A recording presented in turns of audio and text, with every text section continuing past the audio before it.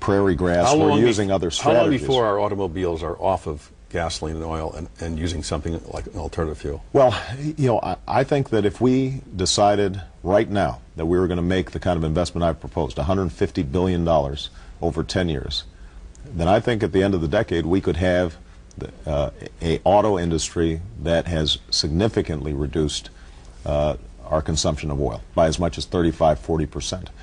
And the technologies exist right now for plug-in hybrids.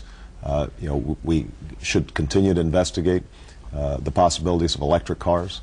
The problem is that we have not been serious about it, and Detroit ended up making investments in SUVs and large trucks because that's where they perceived a competitive advantage, and that's where they felt they could make the most profit. I think it was a mistake for them not to plan earlier. Now we're seeing a huge growth in fuel-efficient cars that is benefiting the Japanese automakers, and Detroit is getting pounded some more, and I think that we can make those cars here in the United States. By the way, that's going to be our export market over the future. China already has higher fuel efficiency standards than we do. If we want to compete for those markets, then we're going to have to invest in technology. The government can help, but the automakers have to make some changes, and I didn't say that just in front of environmental groups. I went to Detroit and said it in front of the automakers. That's the kind of truth-telling we need from the next president. In terms of climate change, global warming, you've talked about wind and solar and biofuels. What about nuclear? In all realistic assessment, don't we need more nuclear power in order to wean ourselves off of those same fuels that are contaminating the world? I think we do have to look at nuclear, and what we've got to figure out is, can we store the material properly? Can we make sure that they're secure? Can we deal with the expense? Because the problem is that a lot of our nuclear industry, it reinvents the wheel. Each nuclear power plant that is proposed has a new design, it has all kinds of changes, there are all sorts of cost overruns. So it has not been an effective option. That doesn't mean that it can't be an effective option, but we're going to have to figure out storage and safety issues. And my attitude when it comes to energy is there's no silver bullet. We've got to be, we've got to look at every possible option. I've said the same thing about coal. I have a aggressive goal of reducing carbon emissions, and coal is a dirty fuel right now. But if we can figure out how to sequester carbon and burn clean coal, we're the Saudi Arabia of coal, and I don't think that we can dismiss out of hand the use of coal as part of our energy mix.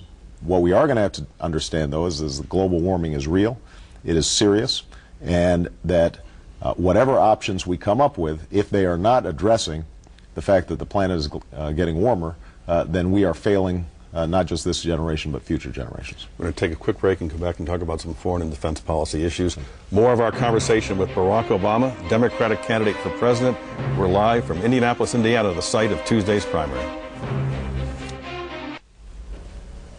And we are back. We're in Indiana. Why? Because that's the primary on Tuesday. We're in Indianapolis talking to Barack Obama, Democratic candidate for president. Iraq and Iran. The administration, we have reported at NBC, are drawing up some plans for potential airstrikes in Iran at different missile weapons factories or special force compounds, because we have indications, evidence that the Iranians are helping some of their supporters within Iraq to kill U.S. troops. If it could be demonstrated that was a fact, would you be in support of such limited attacks in Iran? Well, let me not speculate yet. I want to take a look at the kind of evidence that the administration is putting forward, what these plans are exactly. I've always said that, as Commander-in-Chief, I don't take military options off the table, and I think it's appropriate for us to plan for a whole host of contingencies. But let's look at the larger picture. Iran has been the biggest strategic beneficiary of our invasion of Iraq. They are stronger because of our decision to go in. And what we have to do is to figure out how are we going to recalibrate our strategic position in the region. I think that starts with pulling our combat troops out of Iraq. We have placed them in harm's way. We have fanned the flames of anti-American sentiment. We are distracted from what's the real battlefront that we need to focus on, which is Afghanistan and rooting out al-Qaeda.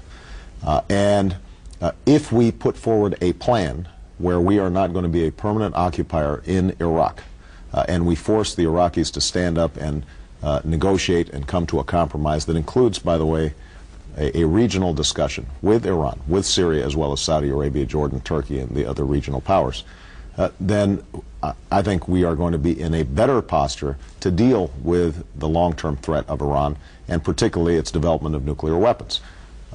That's something that this administration has failed to do. I have consistently said that we've got to talk directly to Iran, send them a clear message that they have to stop not only with their potential funding of militias inside of Iraq, but they also have to stop funding Hamas, they have to stop funding Hezbollah, they've got to stand down on their nuclear weapons. There will be continued consequences for those kinds of actions, but that here are also some carrots and possible benefits if they change behavior. Those kinds of direct talks have not taken place. That's the kind of change in foreign policy that I plan to put in place when I'm President of the United States. The U.S. Ambassador to Iraq, Ryan Crocker, said that a quick withdrawal of U.S. troops from Iraq could result in genocide. Would you factor that in? And if that began to emerge as an issue, would you stop the withdrawal? Tim, I would actually, of course I would factor in the possibilities of genocide, and I factored it in when I said that I would begin a phased withdrawal. What we've talked about is a very deliberate and prudent approach to the withdrawal. 1 to 2 brigades per month.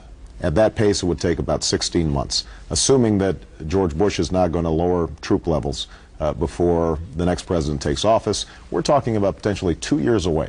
At that point, we will have been in Iraq 7 years.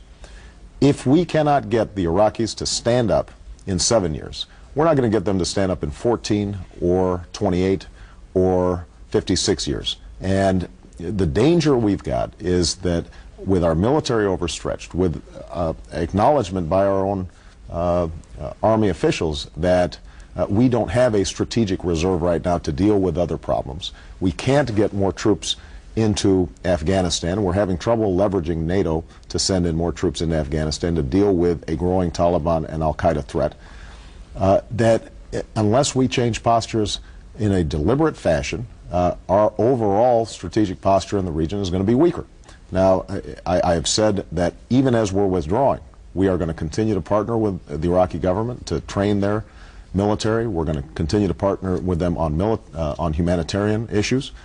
I think we can get the United Nations and the international community to be part of a process of monitoring that ensures that we're not seeing ethnic cleansing and genocide as we pull out.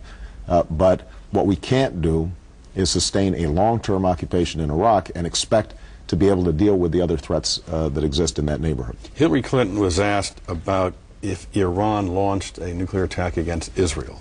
This is the answer she gave. Let's listen. Well, the question was, if Iran were to launch a nuclear attack on Israel, what would our response be? And I want the Iranians to know that if I'm the president, we will attack Iran. And I want them to understand that. We would be able to totally obliterate them. Obliterate them. What do you think of that language? Well, it's not the language that we need right now, and I think it's language that's reflective of George Bush. We have had a foreign policy of bluster and saber-rattling and tough talk, and in the meantime we make a series of strategic decisions that actually strengthen Iran. And you know, the irony is, of course, Senator Clinton, during the course of this campaign, has at times said we shouldn't speculate about Iran. You know, we've got to be cautious when we're running for president. She scolded me on a couple of occasions about this issue, and yet a few days before an election, she's willing to use that language. Well, would you respond against Iran? Israel is an ally of ours. It is the most important ally we have in the region, and there is no doubt that we would act forcefully and appropriately on any attack against Iran, nuclear or otherwise. So, but it is important that we use language that sends a signal to the world community that we're shifting from the sort of cowboy diplomacy or lack of diplomacy that we've seen out of George Bush. And this kind of language is not helpful when Iran is able to go to the United Nations complaining about the statements made and get some sympathy that's a sign that we are taking the wrong approach. Senator Clinton also called for an umbrella of deterrence in the Middle East, defending not only Israel, but she said other countries in the region, suggesting that perhaps Saudi Arabia, Jordan, other places in that region. Should the U.S. have an umbrella of deterrence to protect Arab nations?